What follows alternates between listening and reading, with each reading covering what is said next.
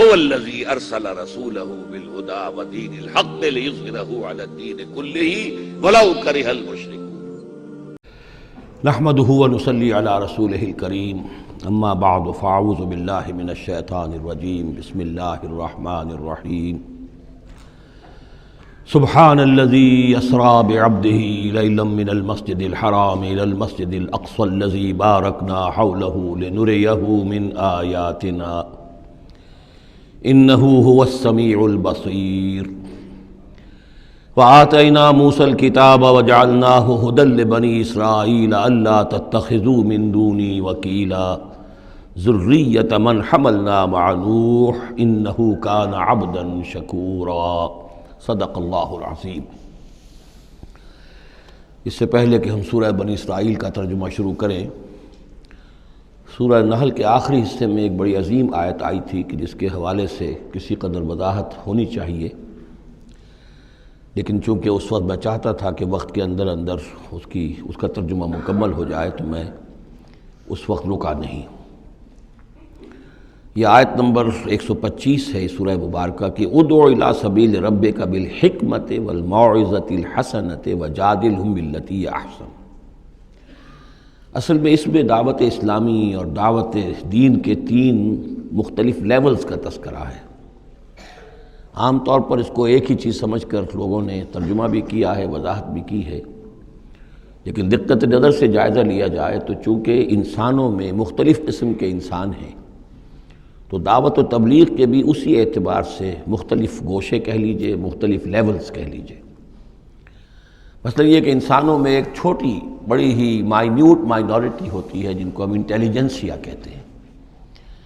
یہ وہ لوگ ہیں کہ جو عقل سے کام لیتے ہیں، کسی بات کو قبول کرتے ہیں تو پہلے عقل سے سمجھتے ہیں تب قبول کرتے ہیں، جذبات سے نہیں۔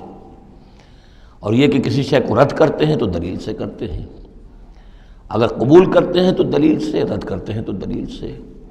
یہ انٹلیکچوئل مائنورٹی آپ اسے کہیں یا انٹیلیجنسیا کہیں، یا یہ کہ اس کے لیے برین ٹرسٹ بھی ایک لفظ ہے کہ ہر معاشرے کے اندر اس طرح کے لوگ ہوتے ہیں، اور یہ ہوتے بہت کم ہے تعداد میں، لیکن ڈیسائسو ہوتے ہیں۔ اس معاشرے کا جو بحیثیت مجموعی رخ ہے وہ یہ معین کرتے ہیں۔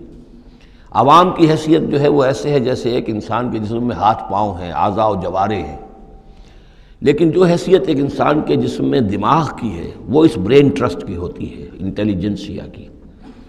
یہ طبقہ جو ہے اس کو دعوت جو دی جائے تو ظاہر بات ہے کہ وہ واعظ سے نہیں، جذباتی نہیں، بالحکمہ، پختہ باتیں، عقلی دلائل، محکم باتیں، وہ حکمت جس کے بارے میں فرمایا گیا وَمَن یُؤْتَ الْحِکْمَةَ فَقَدْ أُوتِیَ خَیْرًا کَثِیرًا، سورہ بقرہ میں ہم پڑھائے ہیں۔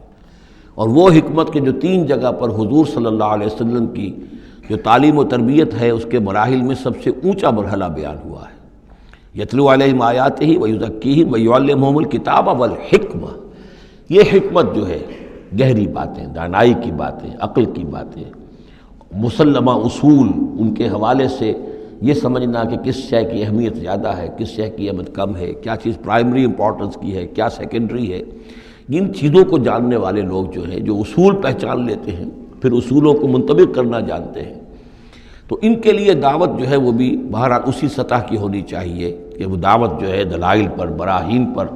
جب قرآن کہتا ہے اپنے مخالفین سے ہاتھو برہانکم ان کنتم صادقین، لاؤ دلیل لاؤ، تو ظاہر بات ہے کہ پھر ان کے مخاطبین جو ہیں ان کو بھی حق پہنچتا ہے کہ وہ دلیل طلب کریں۔ اب اس کے لیے ظاہر بات ہے کہ وہی شخص یہ کام کر سکتا ہے جو خود اپنی ذہنی سطح کے اعتبار سے کافی بلند ہو چکا ہو، جس کا اپنا شعور بہت پختہ ہو چکا ہو۔ جب تک کہ وہ خود حکیم نہ ہو تو حکمت کے ساتھ دعوت کیسے دے گا؟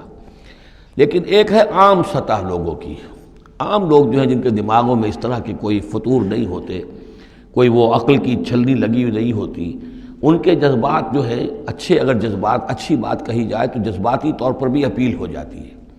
یوں سمجھیے کہ دل جو ہے ان کے کھلے ہیں، کھلی کتاب کے مانند ہیں، آپ جو چاہیں لکھ دیجئے، جیسے کھلی صاف سلیٹ ہے اس پر آپ نے جو چاہا لکھ دیا۔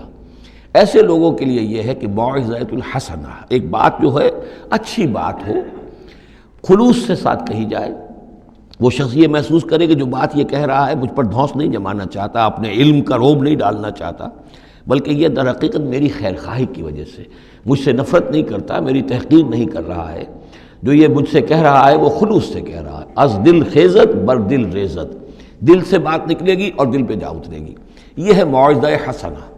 عوام الناس کے لیے دعوت جو ہے وہ اس لیول کے اوپر ہوتی ہے، وہ زیادہ عقلی اور منطقی اور بحثیں اور ان کے سامنے فلسفے کی جو ہے وہ کتابیں کھول کر آدمی بیٹھ جائے تو یہ گویا کہ ان پر ظلم ہے، یہ ان کے لیے تکلیف مالا یطاق ہے۔ تو سب سے اوپر کا لیول ہے ادع الی سبیل ربک بالحکمہ، پھر ہے والموعظۃ الحسنہ عوام کے لیے۔ نمبر 3 وہ ہوتے ہیں کچھ لوگ معاشرے کے اندر کہ جو لوگوں کو گمراہ کرنے پر تلے ہوتے ہیں۔ مثلاً عیسائی مشنریز ہیں، انہیں تو خرچے ملتے ہیں، ان کے تنخواہیں ہیں، ان کے بجٹس ہیں، بڑی بڑی حکومتوں کی طرح کے بجٹ ان کے ہیں، ان کی ٹریننگ اس لیے ہو رہی ہے، انہیں خاص خاص ایشوز کے اوپر ٹرین کر کے بھیجا جاتا ہے مناظرہ کرنے کے لیے۔ قادیانیوں کا نظام ہے، بہائیوں کا نظام ہے، ان کے لیے یہ ہے کہ لوگوں کو ٹریننگ دے کر وہ مجادلے کے لیے، مناظرے کے لیے، بحث کے لیے، اس کے لیے ان کو تیار کیا گیا ہوتا ہے۔ یہ بات مان کر دینے والے نہیں ہوتے، آپ خلوص کے ساتھ ان سے بات کریں گے تو وہ در حقیقت وہ تو یوں سمجھیے کہ ادھار کھائے بیٹھے ہوتے ہیں اس پر کہ انہوں نے بات نہیں ماننی، بلکہ یہ کہ لوگوں کو گمراہ کرنا، ان کے ساتھ جدال کرنا پڑتا ہے، جو جھگڑنا بھی پڑتا ہے، بحث بھی کرنی پڑے گی۔ لیکن اس بحث میں بھی جو ہمارے ہاں مناظرے کا لفظ آیا ہے، قرآن مجید میں مناظرے کا لفظ نہیں آیا ہے، مجادلے کا لفظ آیا ہے۔ جادلہم، ہاں ان سے جھگڑو، انہیں جواب دینے پڑیں گے ایسے کہ جو انہیں خاموش کر دیں، اگر وہ خاموش نہیں ہوں گے تو عوام الناس کے اوپر ان کا اثر ہو جائے گا۔ لیکن اس مجادلے میں بھی تمہارا اپنا اخلاقی معیار برقرار رہنا چاہیے، نیچے نہ اترو، گالم گلوچ پر نہ آ جاؤ، بہت گھٹیا انداز اختیار نہ کر لو، بلکہ جیسے کہا گیا کہ ان کے معبودوں کو گالیاں نہ دینی شروع کر دو، بلکہ یہ کہ اس میں بھی ہمیں آداب، اس کے اندر بھی آداب کو ملحوظ رکھتے ہوئے۔ تو یہ 3 لیولز ہیں، ادع الی سبیل ربک بالحکمۃ والموعظۃ الحسنۃ وجادلہم باللتی احسن۔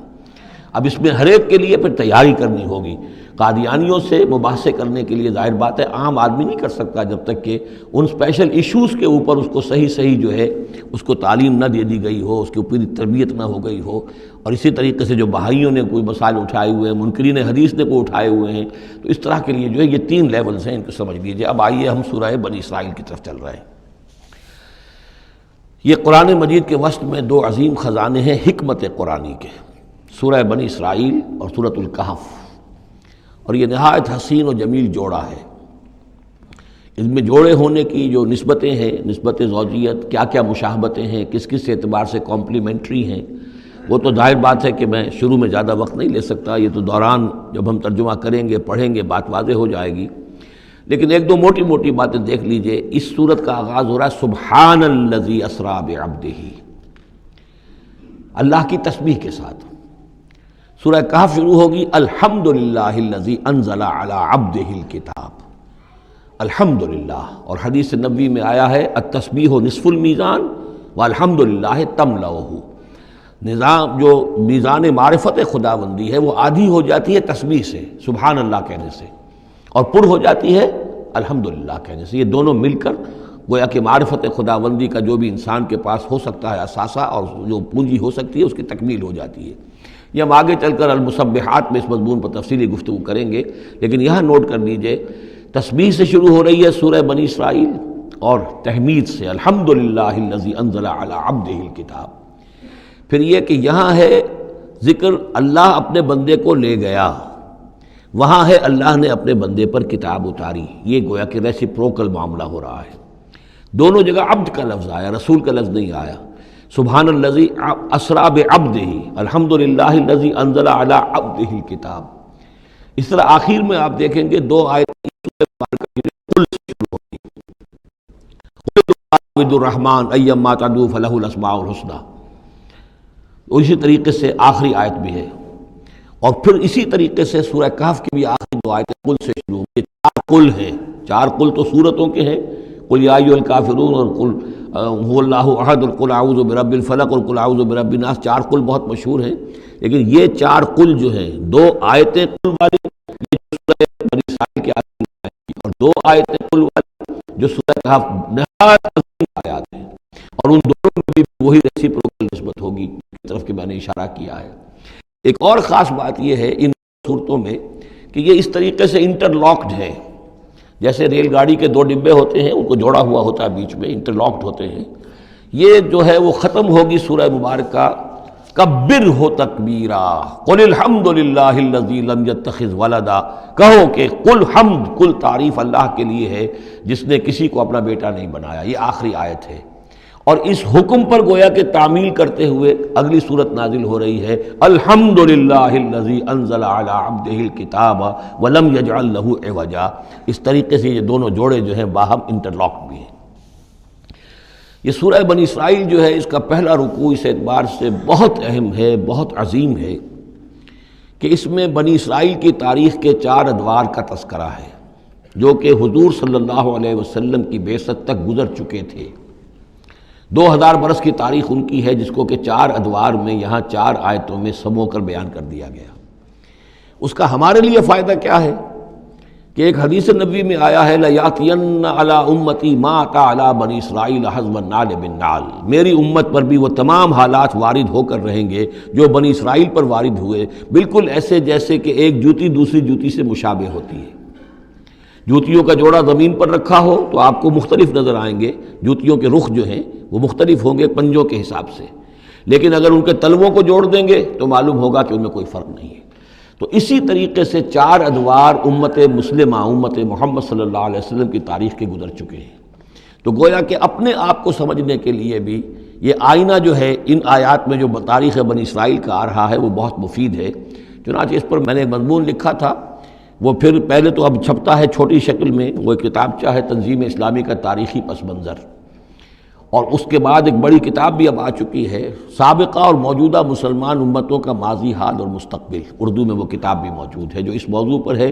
لیکن اس ضمن میں جو کچھ مجھ پر کھلا ہے وہ در حقیقت ان آیات کے حوالے سے اور اس حدیث کی کنجی سے۔ وہ حدیث جو ہے گویا کہ وہ ایک کنجی کی حیثیت رکھتی تھی جس سے کہ میں نے ان آیات میں جو خزانہ مضمر ہے علم کا اور معرفت کا اور معلومات کا، اس کو میں نے کھولا ہے اللہ کے فضل و کرم سے۔ اب جو ہے انگریزی میں بھی یہ کتابچہ جو ہے چھوٹا بھی موجود ہے، rise and fall of the Muslim امہ، اور دوسری طرف انگریزی میں اب دوسری کتاب کی بھی ترجمانی آ گئی ہے، لیسنز فرام ہسٹری، اور وہ سب کے سب جیسا کہ میں نے عرض کیا یہاں سے ماخوذ ہے۔ سبحان الذی اسریٰ بعبدہ لیلا من المسجد الحرام الی المسجد الاقصی، پاک ہے وہ ذات کہ جو لے گئی راتوں رات اپنے بندے کو صلی اللہ علیہ وسلم مسجد الحرام سے، یعنی مکہ مکرمہ خانہ کعبہ کے پاس سے، الی المسجد الاقصی، دور کی مسجد کی طرف، یعنی یروشلم، بیت مسجد اقصی جو کہ قبلہ رہا ہے بنی اسرائیل کا، الذی بارکنا حولہ، جس کے ماحول کو ہم نے بابرکت بنایا ہے۔ یہ بابرکت اس اعتبار سے بھی ہے کہ بہت ہی یعنی دنیاوی اعتبار سے بھی بہت زرخیز علاقہ ہے، بہت اچھی آب و ہوا ہے، اور اس اعتبار سے بھی کہ یہاں سینکڑوں نبی آئے ہیں، حضرت ابراہیم کا مدفن بھی وہیں ہے، حضرت ابراہیم کا مسکن وہ رہا ہے، بہت سے انبیاء وہاں رہے ہیں، اور یہ جو مرکز رہا ہے یروشلم کا، ہیکل سلیمانی، یہ نہ معلوم کتنے نیک لوگ جو ہیں یہاں رہے ہیں اور یہاں پر عبادتیں ہوتی رہی ہیں، تو وہ پورا ماحول جو ہے روحانی اعتبار سے بھی مادی اعتبار سے بھی بڑا بابرکت ہے۔ یہ اشارہ ہو رہا ہے معراج کے سفر کی طرف، جس کے 2 حصے ہیں، ایک حصہ زمینی اور حصہ پھر آسمان کی طرف۔ زمینی حصہ یہ ہے کہ مسجد حرام سے اور مسجد اقصی یروشلم تک حضور کو لے جایا گیا، اور اس کے بعد پھر وہاں سے جو ہے اسینٹ، جو اوپر اٹھنا جو ہے آسمانوں کی طرف کا سفر جو ہے وہ شروع ہوا ہے۔ قرآن مجید میں یہاں صرف اس پہلے حصے کا ذکر کیا ہے، اور اس کا خاص سبب کیا ہے؟ اس کا سبب یہ ہے کہ اب گویا کہ اعلان ہو رہا ہے کہ محمد الرسول اللہ صلی اللہ علیہ وسلم کو اللہ تعالیٰ ان دونوں دین کے جو توحید کے عظیم مراکز تھے ان کا متولی بنا رہا ہے، محمد کو اور ان کی امت کو صلی اللہ علیہ وسلم وعلیٰ صحابہ صلاۃ وسلام۔ اس حوالے سے آپ کو وہاں لے جایا گیا، وہاں تمام انبیاء کرام ان کی ارواح وہاں جمع ہوئیں، جو بھی ان کو اللہ تعالیٰ نے اس کو جسد دیے ہوں گے، مثالی جسد دیے جن حقیقتوں کو ہم نہیں جان سکتے، یہ تمام جو ہے پھر متشابہات میں آ جائے گا۔ وہاں حضور نے ان کی امامت کی، پھر وہاں سے آسمان کی طرف آپ کا سفر کا جو ہے وہ عروج کا، معراج کا سفر شروع ہوا ہے۔ اس کا ذکر قرآن مجید میں اس دوسرے حصے کا جو ہے وہ پھر سورۃ النجم میں آئے گا مختصر طور پر، یہاں صرف اس کے زمینی حصے کا ذکر ہے۔ سبحان الذی اسریٰ بعبدہ لیلا من المسجد الحرام الی المسجد الاقصی الذی بارکنا حولہ لنریہ من آیاتنا۔ تاکہ ہم دکھائیں اسے اپنے بندے کو محمد کو صلی اللہ علیہ وسلم اپنی آیات۔ انہ هو السمیع العلیم، یقیناً سمیع البصیر، یقیناً وہی اللہ ہے سب کچھ سننے والا، سب کچھ دیکھنے والا۔ اب اس کے بعد وہ جو مرکز تھا وہاں پر، چونکہ بنی اسرائیل کی تاریخ کا وہ مرکز رہا ہے، حضرت سلیمان علیہ السلام نے اس کو تعبیر کیا تھا، تو اب ان کی تاریخ کا حوالہ شروع ہو رہا ہے۔ وَآتَيْنَا مُوسَى الْكِتَابَ، اور ہم نے موسیٰ کو کتاب دی تھی یعنی تورات۔ وَجَعَلْنَاهُ هُدًى لِبَنِي اسرائیل، اور ہم نے اسے بنایا تھا ہدایت نامہ، رہنمائی بنی اسرائیل کے لیے۔ وہ ہدی للناس اس معنی میں نہیں تھی کہ تمام نوع انسانی کے لیے ہو، بلکہ وہ در حقیقت بنی اسرائیل کے لیے ہدایت نامہ۔ وَجَعَلْنَاهُ هُدًى لِبَنِي اسرائیل اللہ تتخذوا من دونی وکیلا، اور اس کی تعلیم کا لب لباب اور خلاصہ، توحید کا اصل جو جوہر ہے، مغز ہے، وہ کیا ہے؟ اللہ کے سوا کسی کو کارساز نہ سمجھو، مت پکڑو کسی اور کو میرے سوا کارساز، کسی پر تمہارا بھروسہ، کسی پر توکل نہ ہو میرے سوا۔ یہ توحید کا لب لباب ہے اور خلاصہ ہے۔ ذریۃ من حملنا مع نوح، اے وہ لوگوں جو اولاد ہو ان کی جن کو ہم نے اٹھایا تھا نوح کے ساتھ، سوار کیا تھا کشتی میں نوح کے ساتھ۔ حضرت نوح علیہ السلام کے 3 بیٹے، سام، حام، یافس، اور ظاہر بات ہے سام ہی کی نسل ہے یہ کہ جس میں حضرت ابراہیم کی پیدائش ہوئی، اور انہی کی نسل ہے یہ بنی اسرائیل۔ تو گویا کہ یہاں ذکر ہو رہا ہے کہ وہ جو لوگ حضرت نوح علیہ السلام کے ساتھ بچا لیے گئے تھے ان کی کشتی میں، انہی میں سے ایک کی نسل تم ہو۔ ذریۃ من حملنا مع نوح انہ کان عبدا شکورا، یقیناً وہ ہمارا بہت ہی شکر گزار بندہ تھا حضرت نوح علیہ السلام کے بارے میں۔ وَقَضَيْنَا إِلَىٰ بَنِي إِسْرَائِيلَ فِي الْكِتَابِ لَتُفْسِدُنَّ فِي الْأَرْضِ مَرَّتَيْنِ، اور ہم نے یہ پہلے ہی متنبہ کر دیا تھا بنی اسرائیل کو کتاب میں کہ 2 مرتبہ تم زمین میں بڑا فساد بچاؤ گے۔ وَلَتَعْلُنَّ عُلُوًّا كَبِيرًا، اور بہت ہی تم سرکشی کرو گے، بہت بڑی سرکشی کرو گے۔ یعنی 2 ادوار تم پر ایسے آئیں گے، شرارتیں کرو گے، سرکشی کرو گے، دین سے دور ہو جاؤ گے، لہو و لعب میں مبتلا ہو جاؤ گے، عیاشیوں کے اندر، اور اس میں تمہارا جو ہے اللہ تعالیٰ کی طرف سے پھر تمہارے اوپر عذاب کے کوڑے برسیں گے۔ اب یہاں پہ بٹوین دی لائن یہ ہے کہ اس سے پہلے ان کا ایک دور آیا کہ جس کے اندر ان کو اللہ تعالیٰ نے ان پر رحمتیں فرمائیں۔ چونکہ ہم کچھ چیزیں پڑھ چکے ہیں تاریخ بنی اسرائیل کے ضمن میں، وہ ذہن میں رکھیے۔ حضرت موسیٰ علیہ السلام لے کر نکلے بنی اسرائیل کو مصر سے، تو یہ 1400 قبل مسیح کی بات ہے۔ اس کے بعد وہ آئے ہیں، تورات انہیں ملی ہے جبکہ وہ جبل طور کے پاس پڑاؤ ڈالا ہے۔ وہاں سے پھر شمال مشرق کی طرف چلے ہیں، جب کہا گیا کہ جنگ کرو قوم نے انکار کر دیا، تو 40 برس تک کی سزا مل گئی ان کی بزدلی کی وجہ سے۔ 40 برس تک وہ اسی صحرا میں بھٹکتے پھرے۔ اسی دوران حضرت موسیٰ کا انتقال ہو گیا اور حضرت ہارون کا بھی انتقال ہو گیا۔ لیکن پھر صحرا میں جو نسل پیدا ہوئی وہ پلی بڑھی، وہ ہمت والی تھی، مشقت دیکھی ہوئی تھی اس نے پھر جنگ کی اور جہاد کیا۔ حضرت یوشع ابن نون جو خلیفہ اول تھے حضرت موسیٰ علیہ السلام کے، ان کی سرکردگی میں تو فلسطین فتح کر لیا۔ پہلا شہر جو فتح ہوا وہ اریحا یا جریکو ہے، تو آج بھی موجود ہے وہ شہر۔ اس کے بعد انہوں نے کچھ عرصے کے اندر پورا فلسطین فتح کر لیا۔ لیکن غلطی یہ کی کہ اس میں ایک مرکزی حکومت نہیں بنائی، بہت سے 12 حکومتیں، 12 قبیلے تھے، جیسے 12 چشمے ان کو دیے گئے تھے، 12 حکومتیں بنا لی۔ پھر آپس میں لڑنے بھی لگے، طوائف الملوکی ہوئی۔ تو آس پاس کے جو مشرک اور کافر قومیں تھیں سیریا وغیرہ میں اور آس پاس اردن کے رہنے والی، انہوں نے پھر جو ہے ان کے اندر ریشہ دوانی شروع کی، اور ایک دور یہ آیا کہ اس میں ان کو بہت سے لوگوں کو اپنے گھروں سے نکال دیا گیا، اور وہ لوگ بڑی ہی زوال سے دوچار ہو گئے۔ تب انہیں ہوش آیا، انہوں نے سموئیل نبی جو ان کے تھے ان سے کہا کہ ہمارے لیے سپہ سالار مقرر کیجئے، ایک سپہ سالار ہو تاکہ اس کے پیچھے ہم سب کے سب 12 کے 12 قبیلے جمع ہو کر جنگ کریں، تو پھر یہ کہ اپنے دشمنوں پر فتح حاصل ہو۔ یہ وقفہ تقریباً 300 برس کا ہے، جس کے بعد وہ جنگ ہوئی ہے طالوت اور جالوت کی، اور حضرت طالوت نے جالوت کو قتل کیا۔ پھر حضرت داؤد منظر پر آ گئے، پھر طالوت، حضرت داؤد اور حضرت سلیمان، یہ 3 ان کی حکومتیں ہیں تقریباً 100 برس پر پھیلی ہوئی۔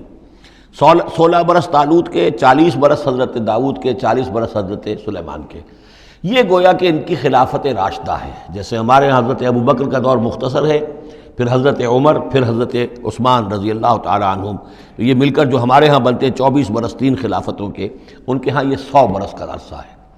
لیکن حضرت عثمان کے بعد آپ کو معلوم ہے کہ تقسیم ہو گئی تھی مملکت، اس لیے کہ حضرت علی رضی اللہ تعالی عنہ کی خلافت کو حضرت امیر معاویہ نے تسلیم نہیں کیا، تو شام اور مصر کے علاقے علیحدہ رہے۔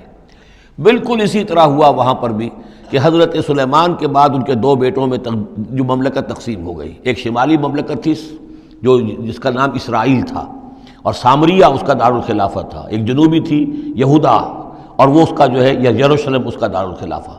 تو اس طریقے سے دو ملک یہ بن گئے. یہ زمانہ ان کا ابھی عروج کا بہرحال ہے، کچھ کئی سو برس ان کے عروج کے گزرے، پھر ان میں خرابیاں آئیں، پھر ان کے اندر شرک، مشرکانہ اوہام آ گئے، دنیا پرستی آ گئی، شریعت کا مذاق بنانا ہو گیا معاملہ. تو پھر ان پر زوال آیا. پہلا زوال جو آیا، پہلے اسیرینز نے شمالی مملکت جو تھی اسرائیل کی اس کو ختم کر دیا. یہ کوئی ختم کیا انہوں نے اس سے کافی پہلے 700-800 برس قبل حضرت مسیح کے. اس کے بعد جو اصل آیا ہے نبوکڈنضر جو نمرود تھا عراق کا، اس کا حملہ ہوا 587 قبل مسیح میں. انہوں نے یروشلم کو برباد کیا، 6 لاکھ کو قتل کیا، 6 لاکھ کو قیدی بنا کے لے گیا، اور یہ کہ یروشلم میں 2 اینٹیں سلامت نہیں رہنے دیں، اور ہیکل سلیمانی کو مسمار کر دیا. یہ ان کا بدترین دور آیا. تقریباً 125 برس یہ کیپٹیوٹی میں رہے بیبیلونیا میں، 6 لاکھ کو ہانک کر لے گیا وہاں پر. بدترین دور. تو پہلا عروج اس کا جو کلائمیکس تھا وہ طالوت اور داؤد اور سلیمان کا دور حکومت، اور پہلا زوال جس کا یوں سمجھیے کہ سب سے نیچے کی پوزیشن یہ ہے جو کیپٹیوٹی کا دور ہے ان کا. اس کے بعد حضرت عزیر علیہ السلام ان میں آئے، اللہ نے بھیجا، انہوں نے دعوت اصلاح توبہ کی منادی کی، پھر یہ لوگ کچھ ٹھیک ہوئے. ادھر یہ کہ ایران نے حملہ کیا تھا عراق پر اور ان کو آزاد کر دیا تھا کہ جاؤ تم، کہ خورس نے، ذوالقرنین نے، کہ تم جاؤ اور جا کر اپنا شہر دوبارہ آباد کر لو. تو یہ پھر آ گئے، حضرت عزیر کے ساتھ ہو کر آئے ہیں. تو یہ تقریباً 458 قبل مسیح میں پھر یہ دوبارہ آئے ہیں. تو یہ سمجھیے کہ 125 برس تک یہ جو شہر ہے اجڑا پڑا رہا ہے. اسی دوران میں حضرت عزیر کو اللہ تعالیٰ نے 100 برس کے لیے سلائے بھی رکھا ہے. وہ موت ان پر طاری کر دی تھی جو سورہ بقرہ میں ہم پڑھ کر آئے ہیں. یہ سارے واقعات کو آپ یوں سمجھ لیجئے کہ یہ علیحدہ علیحدہ ٹکڑے جو ہم نے پڑھے ان کو جوڑ لیجئے. بہرحال پھر ان کے اندر یہ کہ ایک نیکی کی تحریک چلی، پھر ان کے اندر لوگوں نے توبہ کی، پھر اللہ نے انہیں دوبارہ ایک عروج عطا کیا. مکابی سلطنت قائم ہوئی، اور وہ جہاں تک دنیاوی حدود ہیں، زمینی حدود، وہ حضرت سلیمان کی مملکت سے بھی بڑی تھی. یہ ان کا دوسرا دور عروج ہے.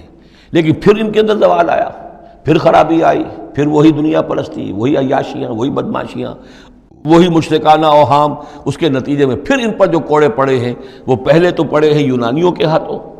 سکندر مقدونی نے پہلے فتح کیا ان کو، پھر سلیوکس جو اس کا اس پہ سالار تھا وہ ان پر حکمران رہا ہے.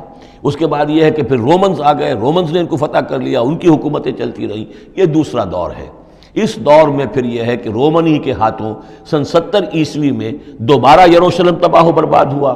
1,33,000 یہودی ایک دن میں قتل کیے. پھر دوبارہ وہ ٹیمپل یا ہیکل سلیمانی جو دوبارہ تعمیر کر لیا تھا حضرت عزیر کے بعد، پھر وہ مسمار کر دیا گیا، اور وہ آج تک مسمار پڑا ہوا ہے. اور گویا کہ حضور صلی اللہ علیہ وسلم کی بعثت کے وقت 500 برس ہو چکے تھے اس کو مسمار ہوئے ہوئے.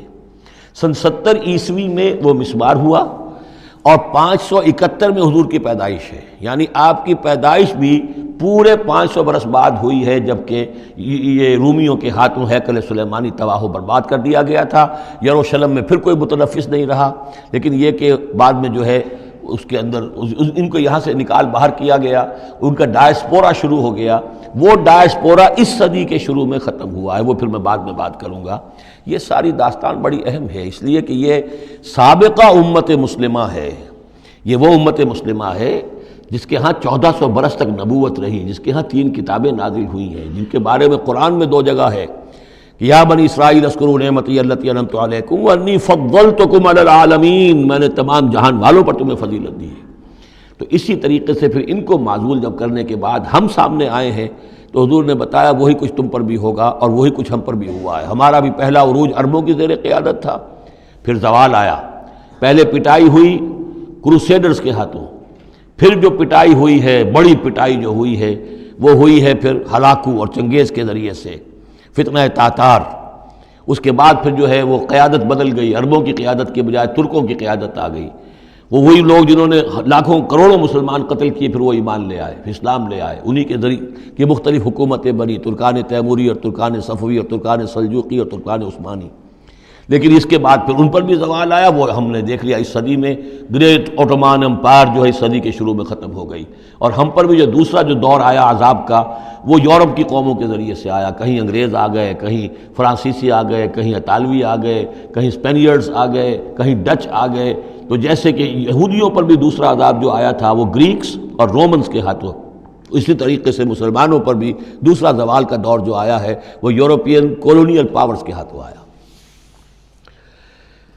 ہم نے یہ طے کر دیا تھا، پہلے ہی سنا دیا تھا بنی اسرائیل کو کہ تم اپنی تاریخ میں 2 مرتبہ بہت فساد مچاؤ گے اور بہت سرکشی کرو گے۔ فَإِذَا جَاءَ وَعْدُ أُولَاهُمَا، جب ان دونوں میں سے پہلے وعدے کا وقت آ گیا، بَعَثْنَا عَلَيْكُمْ عِبَادًا لَنَا أُولِي بَأْسٍ شَدِيدٍ، ہم نے تم پر مسلط کر دیے اپنے ایسے بندے جو بڑی سخت جنگ کرنے والے، بڑے سخت جنگجو تھے۔ فَجَاسُوا خِلَالَ الدِّيَارِ، تو وہ تمہاری آبادیوں میں، ملکوں میں گھس گئے۔ وَكَانَ وَعْدًا مَفْعُولًا، اور وہ وعدہ جو اللہ کا تھا وہ پورا ہو کر رہا۔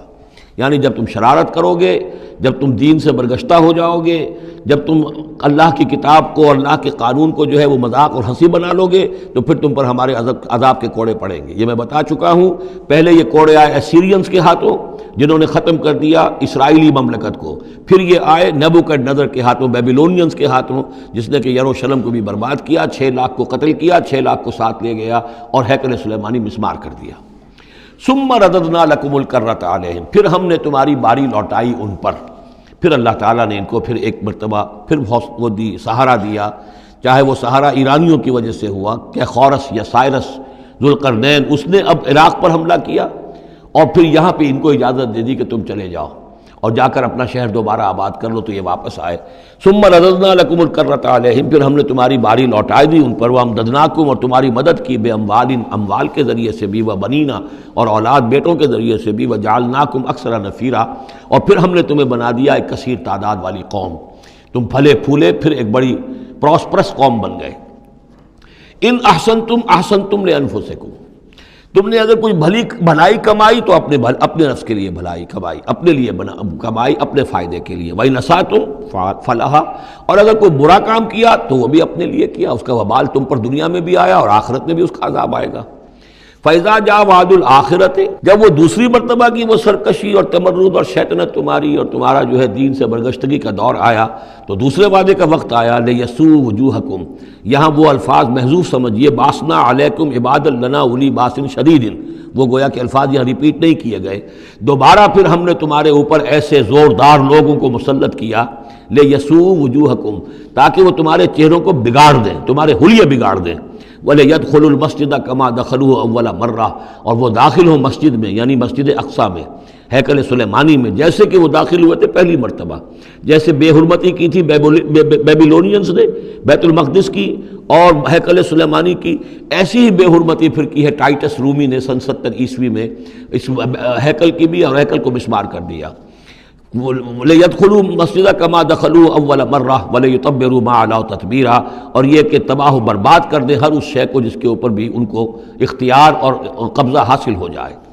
عَسَىٰ رَبُّكُمْ أَن يَرْحَمَكُمْ، یہ دور گزر چکے 2000 برس، یعنی ان کا سیکنڈ جو سمجھیے کہ زوال کی انتہا تھی وہ چلی آ رہی تھی 500 برس سے محمد الرسول اللہ صلی اللہ علیہ وسلم کی بعثت کے وقت تک، ایک عروج، ایک زوال، پھر عروج، پھر زوال، اور زوال کو 500 برس ہو گئے تھے جب کہ حضور کی بعثت ہوئی اور یہ قرآن نازل ہوا۔ ان حالات میں کہا جا رہا ہے عسیٰ ربکم ان یرحمکم، تمہارا رب اب بھی تم پر رحم فرمانے کو تیار ہے، ممکن ہے کہ تمہارا رب تم پر رحم کرے۔ وَإِنْ عُدْتُمْ، اگر تم نے وہی روش اختیار کی، وہی کفر کیا، وہی حق کو ماننے سے انکار کیا اور اعراض کیا، عدنا، پھر ہم وہی کچھ کریں گے جو ہم نے پہلے کیا تھا۔ وَجَعَلْنَا جَهَنَّمَ لِلْكَافِرِينَ حَصِيرًا، اور ہم نے کافروں کے لیے جہنم کو تو باڑا بنا رکھا ہے، جیل تو بنا رکھی ہے ہم نے جو ان سب کا احاطہ کر لے گی، جس طرح کہ جانوروں کے باڑے میں بند کر دیا جاتا ہے، اسی طریقے سے قید خانہ ہم نے تیار کر رکھا۔ آخرت کا قید خانہ تو ہے ہی، اس دنیا میں بھی تم پر عذاب کے کوڑے برسیں گے۔ ان ھذا القرآن یہدی للتی ہی اقوم، دیکھو اب یہ قرآن جو ہم نازل کر رہے ہیں اپنے بندے محمد پر صلی اللہ علیہ وسلم، یہ گویا کہ اب شاہ درا ہے، اللہ کی رحمت میں داخل ہونا ہے تو اس سے داخل ہونا ہوگا، اس کو مانو تو تمہارے لیے اللہ کی رحمتوں کے دروازے پھر کھل جائیں گے۔ جو بھی اللہ نے وعدے کیے ہیں اپنے اس آخری نبی اور ان کی امت کے لیے، تم بھی اس میں شامل ہو جاؤ گے، انہی کی برکتوں سے تم بھی حصہ پاؤ گے۔ ان ھذا القرآن یہدی للتی ہے اقوم، یقیناً یہ قرآن ہے جو اب راستہ دکھا رہا ہے اور رہنمائی کر رہا ہے اس راہ کی طرف جو سب سے سیدھی ہے، اقوم۔ وَيُبَشِّرُ الْمُؤْمِنِينَ، اور بشارت دیتا ہے اہل ایمان کو، الَّذِينَ يَعْمَلُونَ الصَّالِحَاتِ، جو نیک عمل بھی کریں، أَنَّ لَهُمْ أَجْرًا كَبِيرًا، کہ ان کے لیے بہت بڑا اجر ہے، وَأَنَّ الَّذِينَ لَا يُؤْمِنُونَ بِالْآخِرَةِ۔ اب دیکھیے جہاں بھی وہ بات آتی ہے عمل کی خرابی کی تو ایمان بالآخرہ کا تذکرہ، اور وہ لوگ کہ جو ایمان نہیں رکھتے آخرت پر، آتدنا لہم عذابا علیما، ان کے لیے تو ہم نے فراہم کیا ہوا ہے دردناک عذاب۔ یہ پہلا رکوع 10 آیات کا بہت ہی اہم ہے تاریخی اعتبار سے، اور اس کو سمجھنا چاہیے۔ یہ خد و خال یہ ہماری ہی گویا کہ امت مسلمہ ایک ہم ہیں، الحمدللہ امت محمد میں شامل ہے، لیکن یہ بھی ایک امت مسلمہ تھی، یہ سابقہ امت مسلمہ ہے، اور ابھی یہ ختم نہیں ہوئی، یہ موجود ہے۔ اگر ڈپوزڈ ہے، معزول کر دی گئی ہے، وہ دوسری بات ہے، اور تقریباً 2000 برس سے یہ بڑے سختیوں کے اندر تھی، لیکن اب تقریباً 100 برس سے یہ ابھر کر آ گئی ہے، اور یوں سمجھیے کہ اب 2 پتنگیں اوپر چڑھ رہی ہیں۔ ایک سابقہ امت مسلمہ کی 1917 سے چڑھنی شروع ہوئی، بالفور ڈکلریشن، 1948 میں اسرائیل بن گیا، 1967 میں اسرائیل کی جو توسیع ہو گئی، 1991 میں آپ کو معلوم ہے کہ جو اس کا اربوں میں ایک ہی دشمن ہو سکتا تھا جس سے اسے خطرہ تھا، عراق، اس کا برکس نکال دیا گیا۔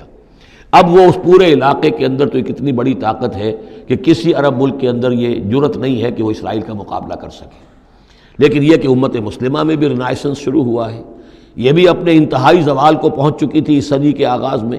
پہلی جنگ عظیم کے بعد جب سلطنت عثمانیہ ختم ہوئی، خلافت ختم ہو گئی 1924 میں، تو اس کے بعد سے یہاں بھی ایک رینائسنس شروع ہو چکا ہے۔ یہاں بھی پھر آزادی کی تحریکیں چلیں، پھر جو ریوائیول کی تحریکیں، احیائی تحریکیں، جماعت اسلامی کی تحریک، اخوان کی تحریک، مظلومی پارٹی، اسی طریقے سے جو ایران میں تھے فدائی، یہ تحریکیں چل رہی ہیں۔ تو اس کو بھی جاننا بہت ضروری ہے کہ یہ جو صدی ہماری گزری ہے، اب ختم ہو رہی ہے، اس صدی کے دوران ہمارا ایک زوال کا عمل بھی چل رہا تھا، اور ایک یہ کہ ایک نئی ترقی کی طرف بھی ہم آگے بڑھے ہیں رفتہ رفتہ۔ یہ دونوں پروسیس سائڈ بائی سائڈ، مرج البحرین یلتقیان بینہما برزخ لا یبغیان، یہ دونوں عمل چل رہے ہیں۔ ان تمام چیزوں کا صحیح اندازہ ہونا چاہیے، ذہن میں خاکہ ہونا چاہیے، تاکہ کوئی شخص دین کی خدمت کر رہا ہو تو اسے معلوم ہو زمان و مکان کے اعتبار سے میں کہاں ہوں، کس جگہ کھڑا ہوں، ماضی کیا ہے، سامنے کیا ہے، داہنے بائیں کیا حالات ہیں۔ تو یہ ساری چیزیں جو ہیں ان کو سمجھنا بہت ضروری ہے۔ چنانچہ وہ جو میں نے چند کتابوں کا تذکرہ کیا ان کو غور سے پڑھیے، 2 مختصر ہیں، 2 ذرا اس سے بڑی ہیں۔ وَيَدْعُو الْإِنسَانُ بِالشَّرِّ دُعَاءَهُ بِالْخَيْرِ، اور انسان پکار بیٹھتا ہے شر جبکہ وہ پکار رہا ہوتا ہے اپنے نزدیک خیر۔ یعنی جب انسان دعا کرتا ہے اللہ یوں کر دے، اسے یہ معلوم نہیں کہ یہ اس کے لیے شر ہے، مانگ رہا ہے۔ جیسا کہ ہم پڑھ چکے ہیں سورہ بقرہ میں، عسیٰ ان تکرہوا شیئا وہو خیر لکم، اے اللہ یہ چیز مجھ سے دور کر دے، جو چیز تم ناپسند کرتے ہو حقیقت میں اس میں تمہارا خیر ہے۔ وعسیٰ ان تحبوا شیئا وہو شر لکم، اور ہو سکتا ہے تم کسی شے کو پسند کرو اور اس میں تمہارے لیے شر ہے۔ اللہ یعلم وانتم لا تعلمون، اللہ جانتا ہے تم نہیں جانتے۔ اصل بات کیا کہ اللہ کے حوالے کیا جائے، تفویض الامر، اے اللہ تیرے حوالے، سپردم بے تو مایا خیش را تو دانی حساب کم و بیش را، تیرے علم میں جو چیز میرے لیے خیر ہے وہ فیصلہ فرما دے، چاہے مجھے اچھی لگے یا بری لگے، لیکن تیرے علم میں۔ اللہم انی استخیرک بعلمک واستقدرک بقدرتک واسألک من فضلک العظیم، میں تو تیری قدرت سے قدرت چاہتا ہوں، تیرے علم سے خیر چاہتا ہوں، مجھے کیا پتہ کس شے میں خیر ہے کس میں شر ہے، تو جانتا ہے۔ لیکن انسان کیا ہے، وہ تو اپنی عقل کو آگے رکھتا ہے، اے اللہ یوں کر دے، ایسا ہو جانا چاہیے، حالانکہ اس کو نہیں معلوم کہ بے وقوف جو شے مانگ رہا ہے وہ اس کے لیے خیر نہیں ہے، شر ہے۔ وَيَدْعُو الْإِنسَانُ بِالشَّرِّ دُعَاءَهُ بِالْخَيْرِ، اور انسان مانگ بیٹھتا ہے اپنے لیے شر جبکہ وہ مانگ رہا ہوتا ہے اپنے تئیں، اپنے خیال میں، اپنے ذوق میں خیر۔ وَكَانَ الْإِنسَانُ عَجُولًا، اور انسان بہت جلد باز ہے، اس جلد بازی کی وجہ سے، شارٹ سائٹڈنس کی وجہ سے وہ شر کو خیر، خیر کو شر سمجھ بیٹھتا ہے۔ وَجَعَلْنَا اللَّيْلَ وَالنَّهَارَ آیَتَيْنِ، اور ہم نے رات اور دن کو 2 نشانیاں بنا دیا ہے۔ فَمَحَوْنَا آیَةَ اللَّيْلِ، تو ہم نے رات والی نشانی کو تو تاریک بنا دیا، اسے مٹا دیا، محو کر دیا. وجعلنا آیۃ النہار مبصرۃ، اور دن والی نشانی کو ہم نے سجھانے والی بنا دیا، روشن کر دیا. لتبتغوا فضلا من ربکم، تاکہ اس روشنی کے اندر تم اپنے رب کا فضل تلاش کرو، تمہاری جو معاشی جد و جہد ہے اس کے لیے بھاگ دوڑ کر سکو. ولتعلموا عدد السنین والحساب، اور دن اور یہ رات کا جو فرق ہے اور تفاوت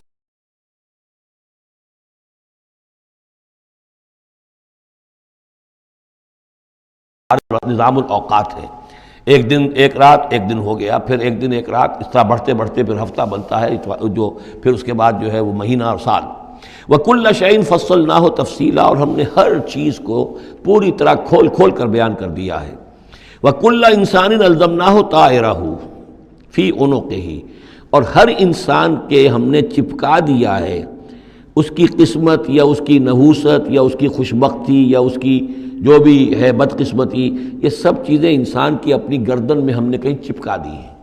اب اللہ جانے کہ یہ کوئی واقعتاً اس کی کوئی مادی حقیقت بھی ہے، شاید کوئی گلینڈ ایسا ہو ابھی جو ابھی تک ہمارے ڈسیکشن میں نہ آیا ہو، کوئی بہت ہی مائکروسکوپک ہو، اور اس میں کوئی بڑا ہی یوں سمجھیے کہ مائکروسکوپک کمپیوٹر اللہ نے لگا رکھا ہے. یہ سب ہو سکتا ہے، کچھ ممکن نہیں کہ پھر ہمیں کہیں معلوم ہو کہ یہاں پر کوئی چیز ہے، وہ نوقے اس کی گردن میں کوئی شے ہے کہ جو ہم نے وہاں پہ لٹکا دی ہے.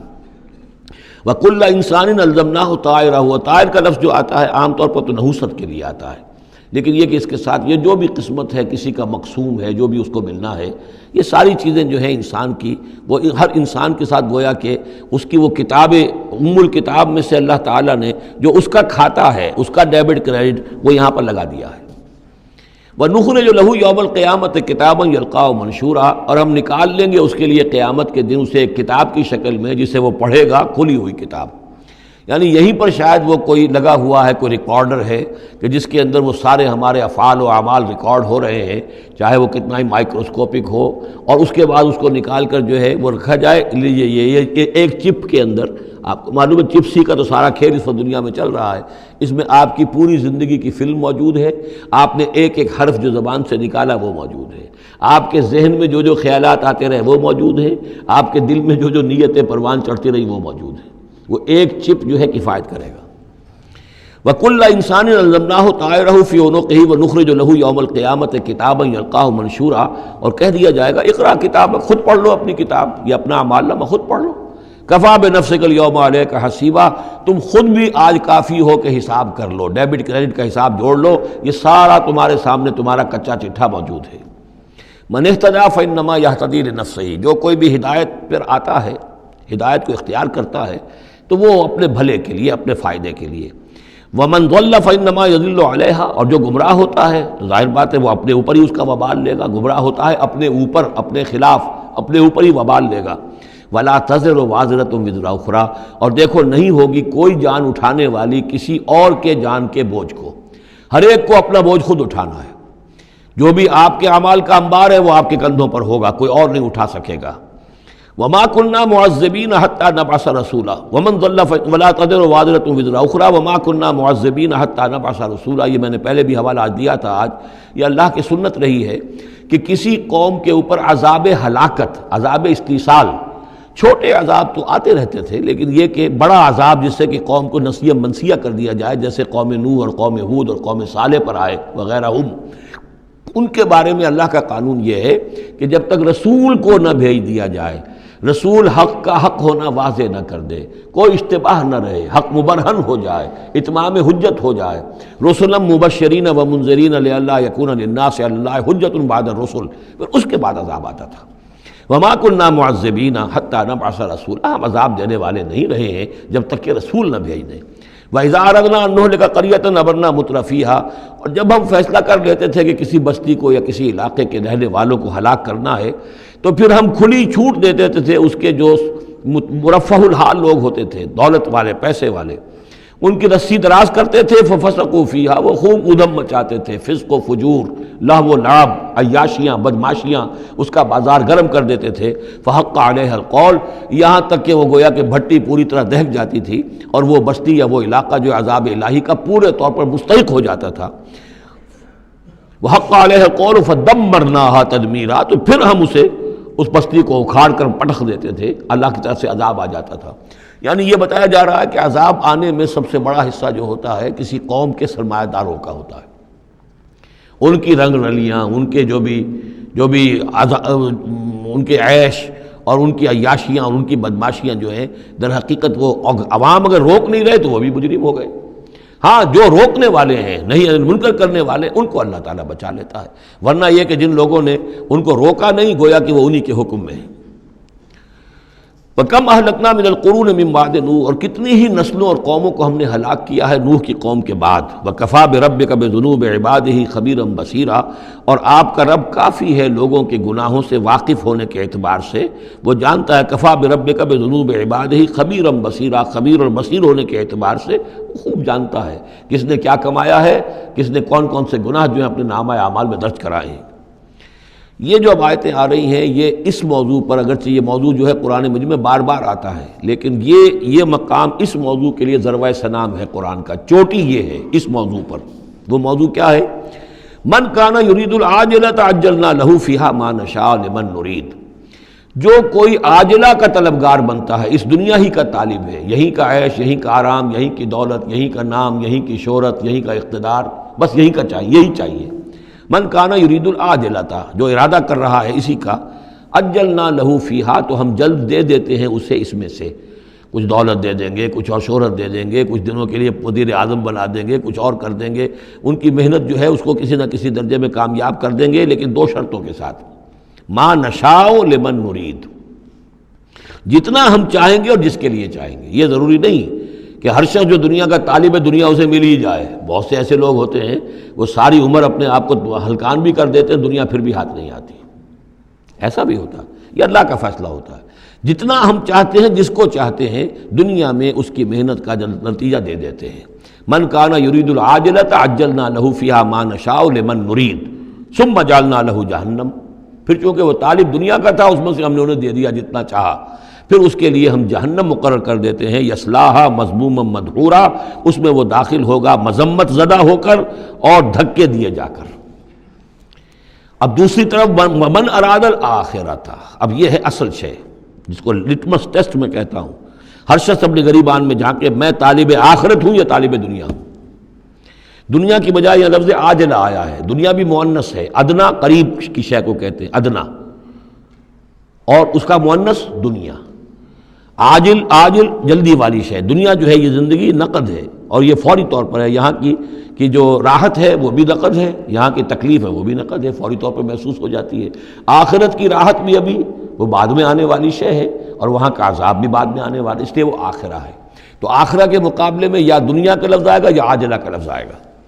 من کان یرید العاجلۃ عجلنا لہ فیہا ما نشاء لمن نرید ثم جعلنا لہ جہنم یصلاھا مذموما مدحورا ومن اراد الآخرۃ وسعی لہا سعیہا وہو مومن، جو آخرت کا طالب ہو اور صرف کہنے میں نہ ہو، بات کرنے میں زبانی کلامی نہ ہو، بلکہ یہ کہ واقعتاً اس کے لیے ویسی محنت کرے جیسی کہ آخرت کے لیے کرنی چاہیے، یہ شرط عین ہے۔ وسعی لہا سعیہا، اس دنیا کے لیے کتنی بھاگ دوڑ کرتے ہو، اس کے ساتھ ذرا مقابلہ کرو، آخرت اس کے مقابلے میں کتنی قیمتی ہے، کتنی بھاگ دوڑ اس کے لیے ہونی چاہیے۔ وسعی لہا سعیہا وہو مومن، ایمان بھی رکھتا ہو اور اس کے لیے ویسی محنت کرے جیسی کہ اس کے لیے کی جانی چاہیے۔ فَأُولَٰئِکَ کَانَ سَعْیُہُم مَشْکُورًا، یہ وہ لوگ ہوں گے کہ جن کی سعی جو ہے اللہ تعالیٰ کے ہاں اس کی قدر کی جائے گی، قدر افزائی کی جائے گی۔ اللہم ربنا اجعلنا منہم، کافی کٹھن مقام ہے، آسان نہیں ہے، بڑی شرطیں ہیں جو اللہ نے لگائی ہیں۔ ومن اراد الآخرۃ وسعی لہا سعیہا وہو مومن فاولئک کان سعیہم مشکورا اللہم ربنا اجعلنا منہم کلا نمد ہؤلاء وہؤلاء من عطاء ربک۔ باقی یہ کہ اس دنیا کی زندگی میں تو ہم مدد پہنچا رہے ہیں ان کو بھی اور ان کو بھی، اہل ایمان کو بھی، طالب آخرت کو بھی، طالب دنیا کو بھی دے رہے ہیں۔ جب ہم نے امتحان کے لیے یہاں رکھنا ہے تو راشن تو دینا ہی ہے، کھانے پینے کے لیے تو مجرموں کو بھی اور مومنوں کو بھی اور مسلموں کو بھی کچھ نہ کچھ دینا ہے، سبسسٹنس تو ہمارے ذمے ہے۔ یہ تیرے رب کی عطا میں سے ہے، وما کان عطاء ربک محظورا، اور آپ کے رب کی عطا جو ہے وہ روکی نہیں جا سکتی۔ یعنی مسلمان یہ چاہیں کہ کافروں کو کچھ نہ دیا جائے، یہ نہیں، یہاں کا معاملہ ہم نے کھلا چھوڑا ہوا ہے، اس میں یہ کہ آپ چاہیں انہیں کچھ نہ ملے، وہ یہ آپ کی بات پوری نہیں ہوگی۔ انظر کیف فضلنا بعضهم علی بعض، دیکھو کیسے ہم نے بعض کو بعض پر فضیلت دی ہے، دنیا میں مال و اسباب میں دی ہے، ذہنی صلاحیتوں میں دی ہے، اور مختلف اعتبارات سے فضیلتیں دی ہیں۔ وَلَلْآخِرَةُ أَكْبَرُ دَرَجَاتٍ وَأَكْبَرُ تَفْضِيلًا، لیکن آخرت جو ہے وہ درجے کے اعتبار سے اور فضیلت کے اعتبار سے بہت بڑی ہوگی۔ یہاں کتنا فرق پڑ جائے گا، کوئی محل میں رہ رہا ہے، کوئی کٹیا میں رہ رہا ہے۔ اچھا وہ 20 سال رہ لے گا محل میں، یہ 20 رہ لے گا کٹیا میں، کتنا فرق پڑ گیا۔ لیکن وہاں جو ہے ہمیشہ ہمیشہ کے لیے رہنا ہے، روح و ریحان و جنت نعیم، جنات و عدن میں، یا ہمیشہ کے ہمیشہ رہنا ہے جہنم کے اندر، وہ کتنا فرق ہوگا۔ یہاں کا کیا فرق ہے؟ کچھ بھی نہیں، مرنا اسے بھی ہے اسے بھی ہے، چاہے اس کے لیے بڑے سے بڑے ڈاکٹر موجود ہیں اور یہ کہیں پہ جا کے علاج کرا لے، موت اس کو بھی آئے گی، موت اس کو بھی آ جائے گی۔ زیادہ یہ اسے حسرت رہے گی کہ میں علاج نہیں کرا سکا، بس اللہ اللہ خیر صلی اللہ، لیکن کیا سب جن کو جو علاج کرا سکتے ہیں ان سب کو شفا ہو جاتی؟ کتنے ہی ہیں لاکھوں روپیہ خرچ کر کے آتے ہیں، اس کے بعد بھی وہ شفا تو نہیں ہوتی۔ لا تجعل مع اللہ الہا آخر، اللہ کے ساتھ کسی اور کو الہ نہ بناؤ۔ فتقعد، پھر تمہیں بیٹھ رہنا پڑے گا مذموما مخذولا، مذمت زدہ ہو کر اور اللہ کی جناب سے بے توفیق بنا کر۔ اللہ تعالیٰ جو ہے خذلان الہی، مخذولا، بے یار و مددگار چھوڑ دے گا۔ پھر اس کے بعد یہ 2 رکوع جو ہیں یہ بہت اہم ہیں، جیسا کہ میں نے عرض کیا تھا، یہ حضرت عبداللہ ابن عباس رضی اللہ تعالیٰ عنہما کے نزدیک یہ تورات کی تعلیم کا نچوڑ ہے، 10 commandments, the Quranic version of 10 commandments. تورات میں جو احکام 10 آئے تھے اس کا یہ قرآنک ورژن ہے جو یہاں پر آ رہا ہے۔ اس کا خلاصہ ہم پہلے پڑھ چکے ہیں سورہ انعام کے آخری حصے میں، یہاں ذرا وہی باتیں ہیں کہ ذرا تفصیل سے آئی ہیں۔ وَقَضَىٰ رَبُّكَ أَلَّا تَعْبُدُوا إِلَّا إِيَّاهُ، تیرے رب نے فیصلہ کر دیا ہے کہ نہیں پوجو گے سوائے اس کے کسی کو۔ وَبِالْوَالِدَيْنِ إِحْسَانًا، اور اللہ کے اور والدین کے ساتھ احسان، نیک سلوک۔ یہ چوتھا مقام آ گیا جہاں کہ اللہ، تیسرا مقام آیا ہے، چوتھا مقام سورہ لقمان میں آئے گا، اللہ کے حقوق کے فوراً بعد والدین کے حقوق۔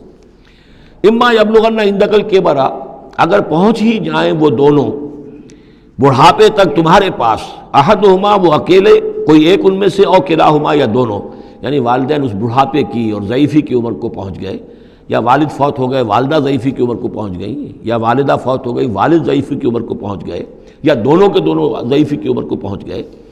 اما یبلغن عندک الکبر احدہما او کلاہما فلا تقل لہما اف، تو انہیں اف تک مت کہو، جھڑکنا نہیں، ولا تنہرہما، ان کو جھڑکو مت، وقل لہما قولا کریما، ان سے بات کرو نرمی کے ساتھ، ادب کے ساتھ۔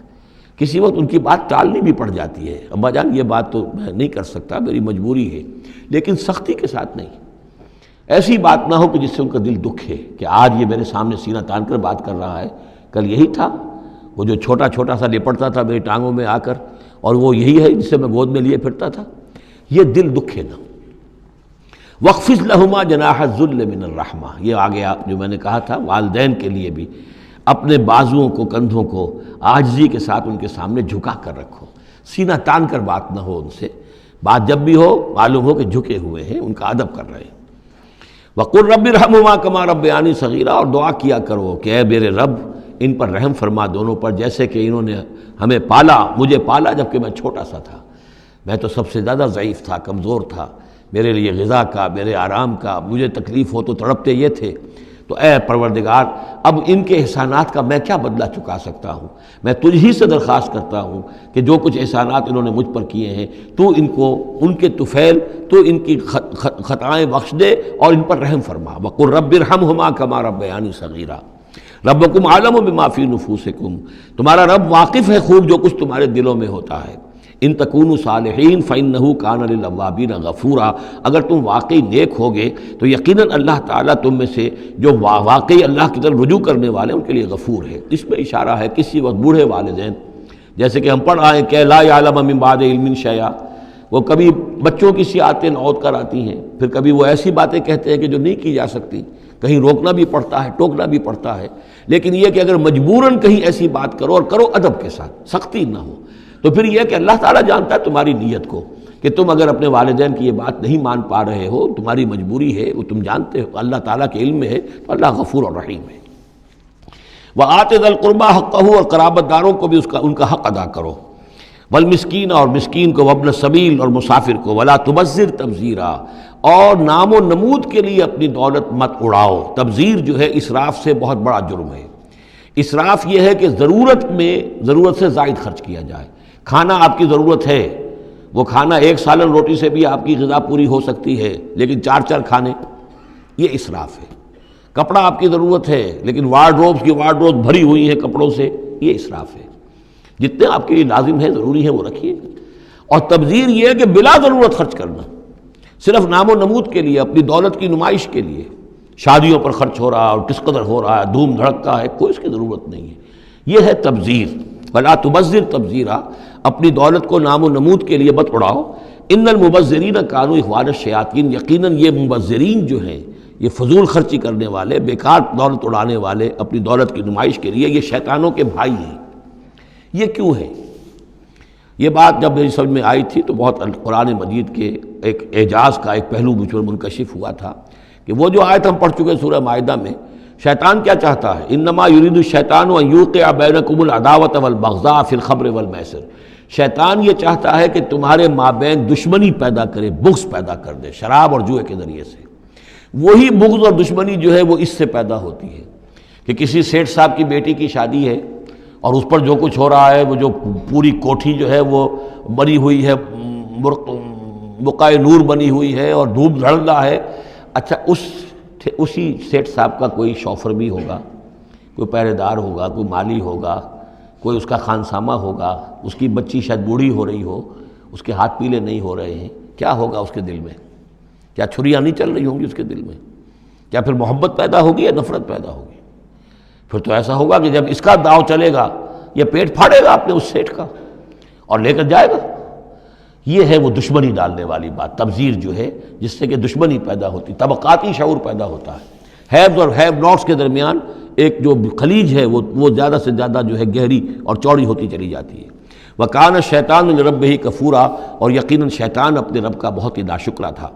وَإِمَّا تُعْرِضَنَّ عَنْهُمْ ابْتِغَاءَ رَحْمَةٍ مِّن رَّبِّكَ تَرْجُوهَا، اور اگر تمہیں اعراض کرنا ہی پڑ جائے ان سے، یعنی قرابت دار ہے، کوئی اور آپ سے کوئی سائل آ گیا ہے، کوئی اور ہے جو آپ سے کوئی مدد چاہ رہا ہے، اگر آپ کو اعراض کرنا ہی پڑ جائے، کیوں؟ ابتغاء رحمت من ربک ترجوہا، کہ خود تم اپنے رب کی رحمت کے ابھی امیدوار ہو، یعنی اس وقت تمہارے پاس کچھ نہیں ہے، تم بھی امید میں ہو کہ اللہ تعالیٰ تمہیں بھی نواز دے، تمہارے پاس کچھ نہیں ہے، تو اگر اپنے قرابت داروں سے یا ان سے اعراض کرنا پڑ رہا ہے، فَقُلْ لَهُمْ قَوْلًا مَيْسُورًا، تو بات ان سے وہ کرو کہ جو بڑی نرم ہو، شرافت کے ساتھ، انہیں جھڑکو نہیں۔ وَلَا تَجْعَلْ يَدَكَ مَغْلُولَةً إِلَىٰ عُنُقِكَ، اور نہ تو اپنے ہاتھ کو باندھ لو اپنی گردن کے ساتھ۔ یہ اصل میں کنایا ہے، استعارہ ہے بخل سے، کہ ہاتھ بندھا ہوا ہے، اس ہاتھ سے کچھ نکل ہی نہیں سکتا، کسی کو کچھ خیر جو ہے وہ مل ہی نہیں سکتا۔ وَلَا تَبْسُطْهَا كُلَّ الْبَسْطِ، اور نہ ہی ہاتھ کو کھول دو پورا کا پورا، یعنی یہ کہ بسا اوقات انسان کے اندر نیکی کا جذبہ اتنا جوش کھاتا ہے کہ سب کچھ اللہ کی راہ میں دے کر خود فقیر ہو جائے، یہ بھی نہیں، بلکہ یہ کہ ایک اعتدال کی رعایت ہونی چاہیے۔ فَتَقْعُدَ مَلُومًا مَحْسُورًا، ایک وقت میں جذبات کے رو میں آ کر تو یہ سب کچھ کر بیٹھے، اور بعد میں تم جو ہے بیٹھے رہو گے الزام کھائے ہوئے اور ہارے ہوئے، اور پھر ہو سکتا ہے کہ الٹا یہ خیال ہو کہ کیا حماقت میں کر بیٹھا، مجھے جو ہے ذرا اس میں اعتدال کی روش اختیار کرنی چاہیے تھی۔ اس میں بسا اوقات ایسا ہوتا ہے کہ انسان یہ سمجھتا ہے کہ یہ غریب آدمی میرا رشتہ دار جو ہے، میں اس کی کسی نہ کسی طریقے سے اب اس کے حالات بگڑے ہوئے ٹھیک کر ہی دوں، لہذا وہ اپنی امکانی حد تک مدد کر رہا ہے، لیکن حالات ٹھیک نہیں ہو رہے اس کے، تو فرمایا ان ربک یبسط الرزق لمن یشاء ویقدر، یہ جو ہے کسی شخص کے اوپر رزق کا کشادہ ہو جانا اور کسی کے اوپر رزق کی تنگی ہو جانا، یہ تمہارے اختیار میں نہیں ہے، یہ تیرے رب کے اختیار میں ہے، اللہ کے اختیار میں ہے۔ لہذا اپنا سا فرض ادا کرو جو تم کر سکتے ہو، معقول طریقے سے، معتدل طریقے سے، متوازن طریقے سے وہ کرو۔ تم یہ نہ سمجھو کہ تم کسی کے حالات کو بدلنے پر قادر ہو۔ ان ربک یبسط الرزق لمن یشاء ویقدر، یہ تو تیرا رب ہی ہے کہ جو کھول دیتا ہے رزق جس کے لیے چاہتا ہے، کشادہ کر دیتا ہے، اور تنگ کر دیتا ہے جس کے لیے چاہتا ہے۔ انہ کان بعبادہ خبیرا بصیرا، یقیناً وہ اپنے بندوں کے حق میں اپنے بندوں سے پوری طرح باخبر ہے اور ان کے حالات کو دیکھ رہا ہے۔ ولا تقتلوا اولادکم خشیۃ املاق، اور اپنی اولاد کو قتل مت کرو مفلسی کے اندیشے سے۔ اب یہ جو ہمارے ہاں برتھ کنٹرول کی پوری تحریک ہے پوری دنیا میں، اور مالتھوس صاحب کے زمانے سے جو تحریک چلی تھی، اور یہ کنٹرول جو ہے آبادی کا، پاپولیشن کنٹرول، تو اگرچہ ہم یہ تو نہیں کہہ سکتے کہ اس کی ساری شکلیں حرام مطلق ہیں، بعض شکلیں اس کی جائز ہیں، اور اس کے لیے ہم صرف یہ کہہ سکیں گے کہ وہ مکروہات میں شامل ہیں، لیکن یہ کہ ایک تحریک کی حیثیت سے در حقیقت یہ نفی ہے ایمان کی۔ اللہ پر توکل نہیں ہے، اللہ کے رازق ہونے پر بھروسہ نہیں ہے، اپنے حساب کتاب کو جوڑ رہے ہو، تمہیں کیا پتہ اللہ کے خزانے کون کون سے ہیں؟ ابھی کچھ عرصے پہلے ہمیں پتہ ہی نہیں تھا کہ سمندر کے اندر سے کیا کچھ غذا نکل آئے گی اور کتنی عمدہ غذا ہوگی۔ یہ گوشت جو آپ کو سمندر سے ملتا ہے یہ کس قدر عمدہ ہے صحت کے لیے۔ باقی جو گوشت ہم کھاتے ہیں اوپر سے ریڈ میٹ، اس کے اندر کیا کیا ہیزرڈز ہیں اور کیا کیا خرابیاں ہماری صحت کے لیے، اور یہ جو ہے جو ہمیں ملتا ہے سمندر سے یہ کس قدر عمدہ ہے، لحمن طریہ جو ہم پڑھ چکے ہیں، تو معلوم نہیں تھا۔ اسی اعتبار سے جان لیجئے کہ تم اپنی اولاد کو قتل نہ کرو، اگرچہ جو بھی یعنی یوں سمجھیے کہ کنٹراسیپٹیو میتھڈ جو ہیں اس کے اوپر قتل کا اطلاق تو نہیں ہوگا، البتہ یہ کہ اگر باقاعدہ ایبارشن ہوتی ہے تو وہ تو یقیناً قتل ہی کے زد میں آئے گی۔ وَلَا تَقْتُلُوا أَوْلَادَكُمْ خَشْيَةَ إِمْلَاقٍ نَحْنُ نَرْزُقُهُمْ وَإِيَّاكُمْ، ہم ہی ان کو بھی رزق پہنچائیں گے اور تمہیں بھی ہم دیتے ہیں۔ تم سمجھتے ہو کہ تمہیں رزق خود اپنے ذریعے سے مل رہا ہے، یہ رزق ہم نے ہے جو تمہیں دیا ہے۔ إِنَّ قَتْلَهُمْ كَانَ خِطًا كَبِيرًا، یقیناً ان کو قتل کرنا جو ہے بہت بڑی خطا ہے۔ وَلَا تَقْرَبُوا الزِّنَا، اور زنا کے قریب تک مت جاؤ۔ اب یہاں پر یہ نہیں کہا کہ زنا مت کرو، زنا سے تو بہت فاصلے پر رہو، keep at a safe distance. وَلَا تَقْرَبُوا الزِّنَا، اس کے قریب تک نہ جاؤ، إِنَّهُ كَانَ فَاحِشَةً وَسَاءَ سَبِيلًا، یقیناً یہ بہت بے حیائی کا کام ہے اور بہت ہی برا راستہ ہے۔ وَلَا تَقْتُلُوا النَّفْسَ الَّتِي حَرَّمَ اللَّهُ إِلَّا بِالْحَقِّ، اور مت قتل کرو اس جان کو، انسانی جان کو جسے اللہ نے محترم ٹھہرایا ہے مگر حق کے ساتھ۔ حق کیا ہے؟ قاتل کو قتل کیا جائے گا، اس کی جان لے لی جائے گی، اس کے قتل کے بدلے خون کے بدلے خون، یا مرتد ہے اس اسلامی ریاست میں اسے قتل کر دیا جائے گا، یا یہ کہ زانی یا زانیہ ہے شادی شدہ اس کو رجم کیا جائے گا، یا یہ ہے کہ اور بھی کوئی قتل کی جو ہے جس کے اوپر یہ کہ عائد ہو جائے، کافر ہے حربی ہے، ہر کافر نہیں، جس کے ساتھ اعلان جنگ ہے اسے قتل کیا جائے گا، یہ ہے بالحق۔ ومن قتل مظلوما، اور جسے قتل کر دیا گیا مظلوم طور پر بغیر یعنی کسی حق کے ظلم سے، فقط جعلنا لولیہ سلطانا، تو اس کے ولی کو ہم نے ایک اختیار دیا ہے، اس کے اختیار ہے اب جو مقتول ہے اسلامی قانون میں اس کے ورثاء کو اختیار حاصل ہے، چاہے تو وہ قاتل کی جان لے لیں، اصرار کریں اس پر کہ ہم خون کا بدلہ خون، جان کا بدلہ جان لیں گے، چاہے اسے معاف کر دیں، اور چاہے تو خون بہا لے کر اور جو رقم لے کر جو ہے اس کو معاف کر دیں۔ یہ تین شکلیں ہیں، لیکن اختیار ان کے پاس ہے، حکومت کے پاس نہیں ہے، کوئی جج یہ فیصلہ نہیں کر سکتا، کوئی صدر مملکت جو ہے اس کا مختار نہیں ہے، جو ہمارے دستور میں ان کو اختیار دے رکھا ہے وہ اسلام کے صریح منافی ہے۔ یہ تو در حقیقت اختیار ہے صرف مقتول کے ورثاء کا۔